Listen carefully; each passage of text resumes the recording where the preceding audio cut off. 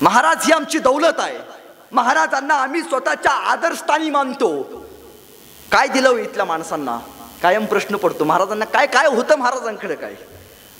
सरदाराचा पोरगा छत्रपती झाला होता, पण प्रवास सोपा होता. महाराजांनी एक गोष्ट कमवली. माझं कायम राजकीय लोकांना सांगितलं असतं की महाराजांच्या चरित्रातनं फक्त अफजल खानाचं पोट आणि शाहिस्ते खानाचं बोट इथवर काही घेऊ नका.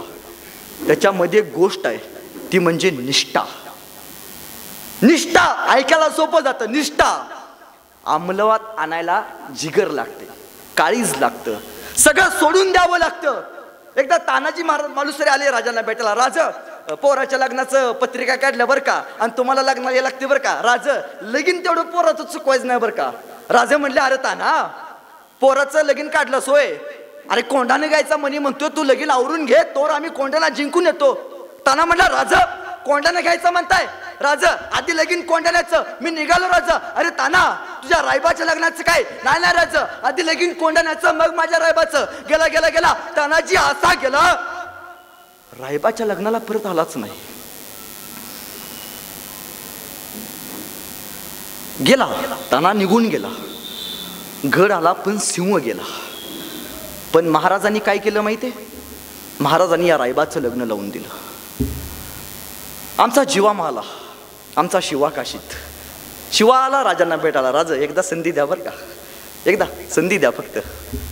आजपर्यंत शिवा काशीत नाही म्हणून लय फिरलो, एकदा संधी द्या. शिवाजी राजा म्हणून मरतो. काय जिगर आहे होत्या सांगण्यात. मध्यंतरी म्हणजे माझा जन्म व्हायच्या अगोदर एक मराठी चित्रपट आला होता शिवरायांवरती.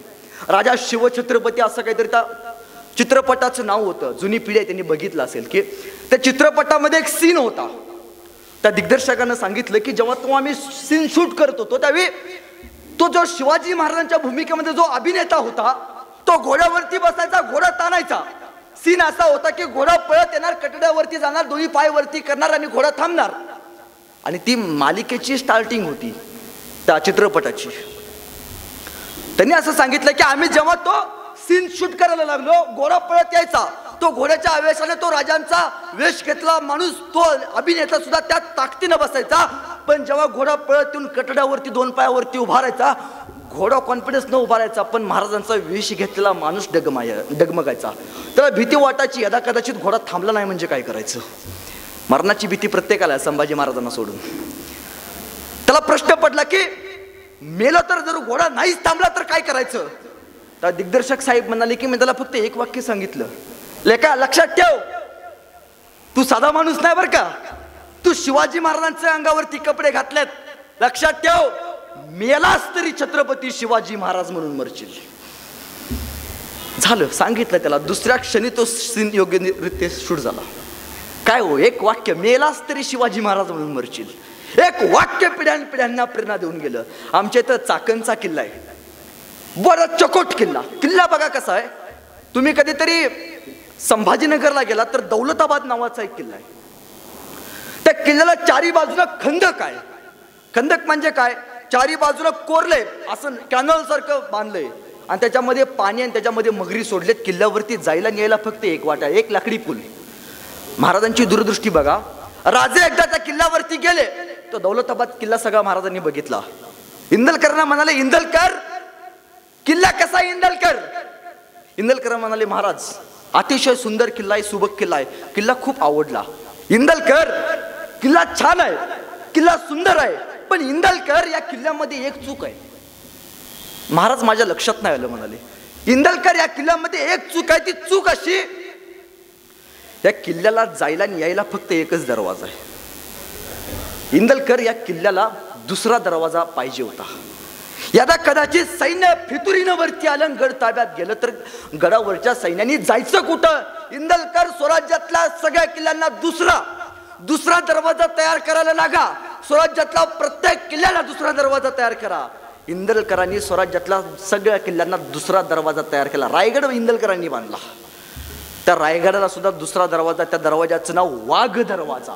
दूरदृष्टी बघा महाराजांची. महाराजांचं हे वाक्य सत्यात अवतरलं. सत्यात अवतरलं म्हणजे काय झालं, जेव्हा राजाराम महाराज हे गडावरती होते आणि संपूर्ण रायगड ज्यावेळी जाफर खानानं ज्यावेळी जाळला होता संपूर्ण, काफी खान वगैरे ते सगळे होते त्यावेळी तिथे. त्यावेळी रायगड संपूर्ण जळत होता आणि जळताना रायगड ताब्यात घ्यायचा, जायचं कुठून?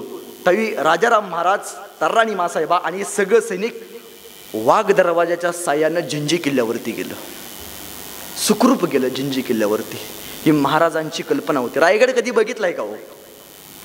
रायगड कधी बघितलाय? महाराजांचा जन्म झाला त्या किल्ल्याचं नाव काय? शिवनेरी. आणि महाराजांचा मृत्यू झाला त्या किल्ल्याचं नाव काय? रायगड. शिवनेरीचे पहिले 2 अक्षर म्हणजे शिव आणि रायगडाचे पहिले 2 अक्षर म्हणजे राय. हे 2 शब्द तयार केल्यावरती एक शब्द तयार होतो, त्या शब्दाचं नाव म्हणजे शिवराय. आयुष्यात माझं कायम सांगणं असतं, आयुष्यात लग्न जाण्यावरती एक वेळ महाबळेश्वरला नाही गेला तरी चालेल, पण आयुष्यात एकदा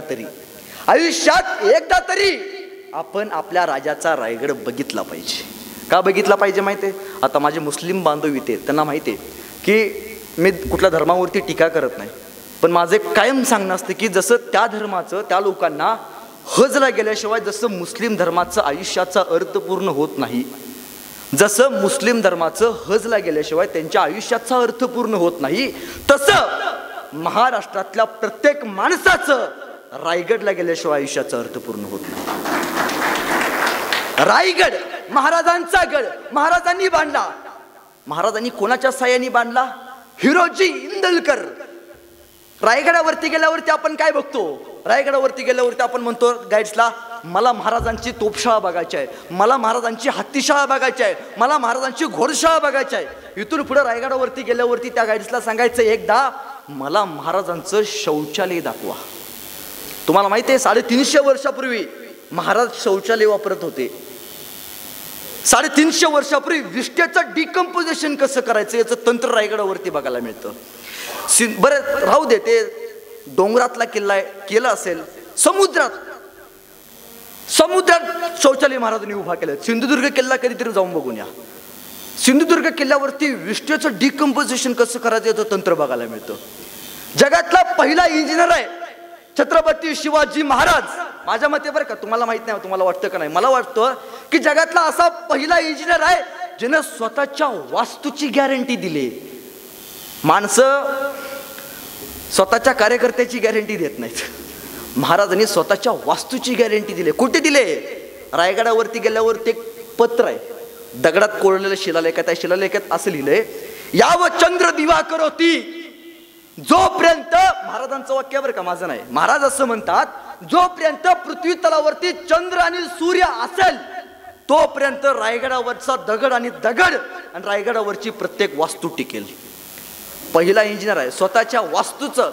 आणि काय हो, असं नाही बरं का 1 वर्ष वॉरंटी 1 वर्ष गॅरंटी, हे जोपर्यंत चंद्र सूर्य आहे तोपर्यंत इथली वास्तू, इथला पत्थर ना पत्थर टिकेल.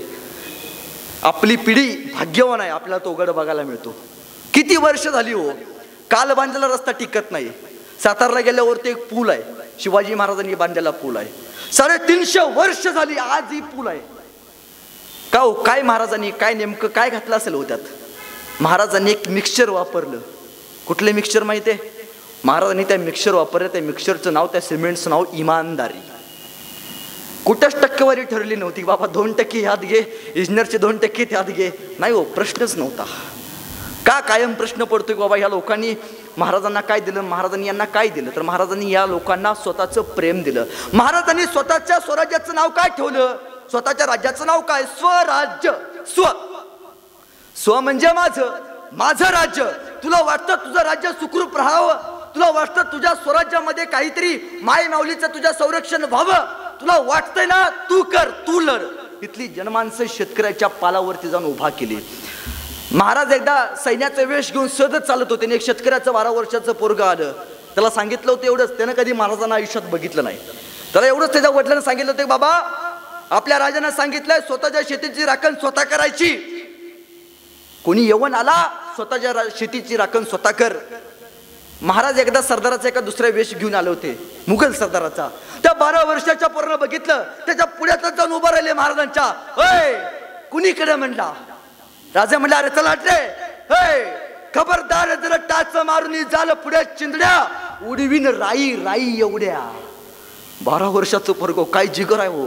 खबरदार जर टाच मारून जाल पुढे चिंदड्या उडवीन राही राही एवढ्या. ही जिगर आहे ना, ही जिगर इथल्या मातीमध्ये महाराजांनी निर्माण केली. तुम्हाला माहिती आहे आपल्या मातीचा रंग लाल आहे का? या मातीचा रंग लाल यासाठी झाला, काही लोकांनी या मातीमध्ये स्वतःला गाडून घेतलंय, त्यावेळी मातीचा रंग लाल झाला. उगाच हा सह्याद्री त्या आसमानाशी स्पर्धा करायला नाही गेला. काही लोकांनी या सह्याद्रीमध्ये स्वतःची जिवंत स्मारक जिवंतपणीच करून घेतलीत. काही लोकांनी स्वतःच्या कत्तली देशासाठी देऊन गेल्यात.